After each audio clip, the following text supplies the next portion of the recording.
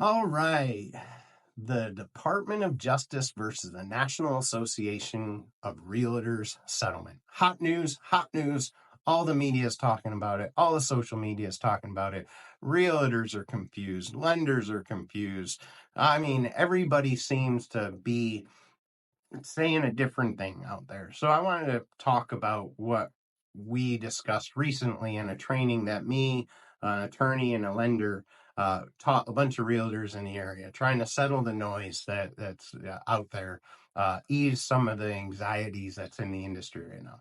So the Department of Justice and the NAR, National Association of Realtors, have been going at it for about 5 years now. Happens every 10 years or so. So they've been going at it for about 5 years about these the commission issues. Is it an antitrust issue? Should we decouple commissions? Are people getting paid too much? Are people setting commissions from National Association Realtors down? So let's should it be negotiable? An interesting question. One, commissions have always been negotiable for your sellers and your buyers. It's in both contracts, representation contracts, and you've always been able to negotiate from the beginning of a contract or transaction all the way to the end. Nothing's changing there. They're telling you that they're finally negotiable. I don't even understand because I've been in the industry since 2014. Nothing's changed there. You've always been able to negotiate. That's not changing. The DOJ was looking at decoupling commissions, which would mean that it would be illegal for sellers to pay the buyers. Thank God that didn't occur.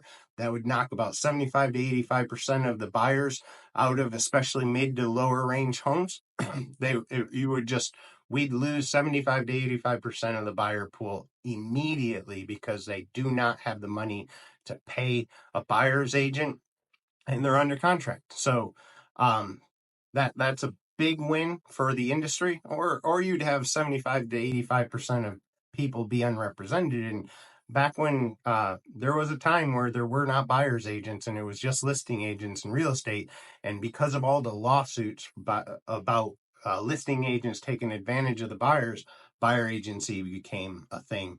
And now we're seeing a lawsuit that people claim are going to get rid of buyer agency, which is just comical. Anyways, so now let's talk about what is happening with this settlement. That the decoupling is not happening.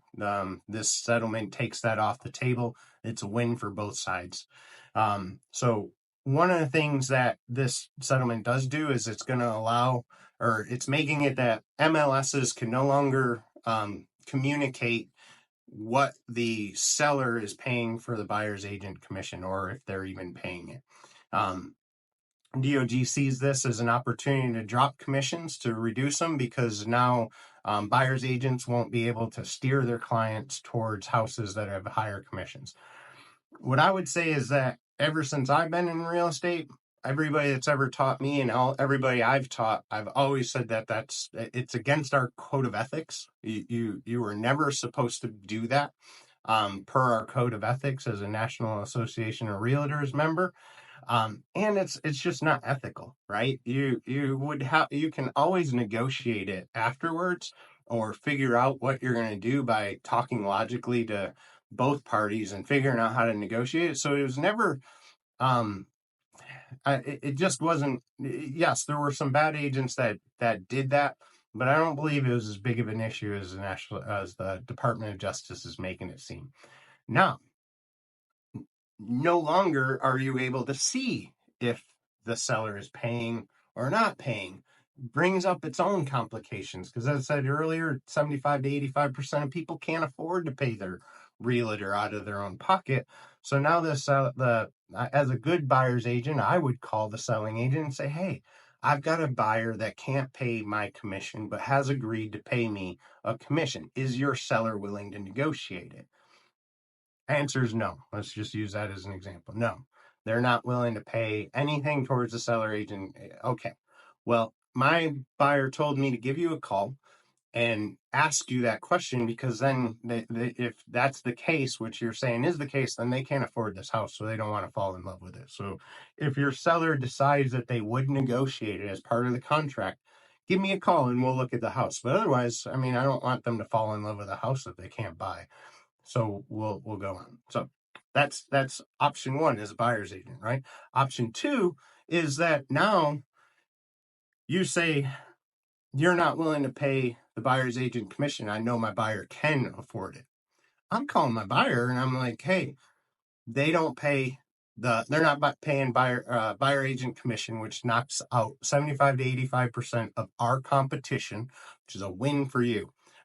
I suggest our starting offer to be 3% less, just because we're going to use that as an average, because people charge all different rates, but we're going to say our starting number is going to be 3% less that we're going to charge, and we're going to offer. And then I'd say, let's start $20,000 below that, because we got no competition.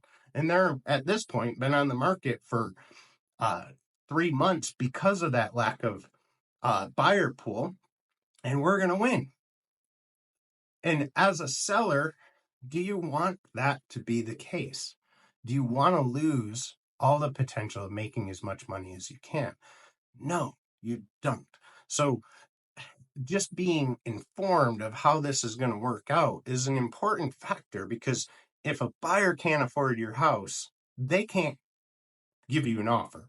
There's nothing they can do about the fact that they can't afford their representation that they agreed to. And they want representation. This is the most expensive purchase. You want representation. They want representation too. The reason, again, that buyer's agency is in existence is because of the lawsuits that happened before, because of people mistreating people. And it's just, we want people to be represented when this much money is changing hands. So that's the MLS thing. It's no longer going to be shown, but it doesn't mean that it can't be advertised in different ways. So I believe the industry is going to get creative. There's going to be a lot more phone calls. At the end, people are going to know what's being offered, and it's on the buyer or the seller to decide whether or not they want to pay it. In your best interest to pay it, but you can choose to do what you want to do. Next thing, the other major part is buyer rep agreements are now mandatory to show houses. That's a win for a real estate agent, especially a new one or an agent that's using a lot of internet leads. You flat out can't get in the house with me as a buyer's agent without having an agreement written up at first place. Want to go in? Sign here. Otherwise, don't. That's a win for real estate agents. I mean, it's a win for the buyers too, that they'll have representation, and they will get somebody that helps them. But it's a win. So overall, those are the major things that have changed. The biggest thing for real estate agents is you need to have a good value proposition, and you need to be able to show your worth. If you're a good real estate agent, you're worth a good amount of money, right? People don't shop for the cheapest doctor. People don't shop for the cheapest attorney. They shop for the best, right?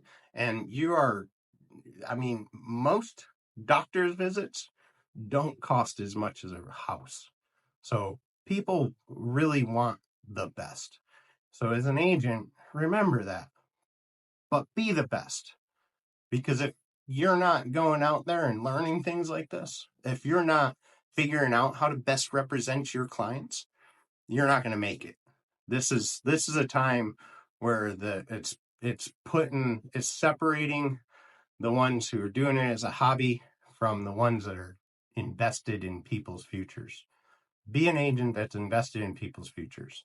This is really not a bad change for consumers if we handle it right. If sellers stop paying buyers agent commissions, it'll be terrible for those that are less fortunate in our country. The disparities in our real estate industry are already bad enough. Be a consummate professional. Go out there and help people. And for those that are consumers, I hope this helps. If you have some more questions, reach out to me. I've got so much more information. This was a 2-hour training class I'm trying to break down into under 10 minutes for you. Give me a call. I'm there for you. I'd love to talk and help you to clear up what's going on. If you're an agent or a consumer, I'm here for you. I hope you have a blessed day, and don't let the media keep you scared. Peace.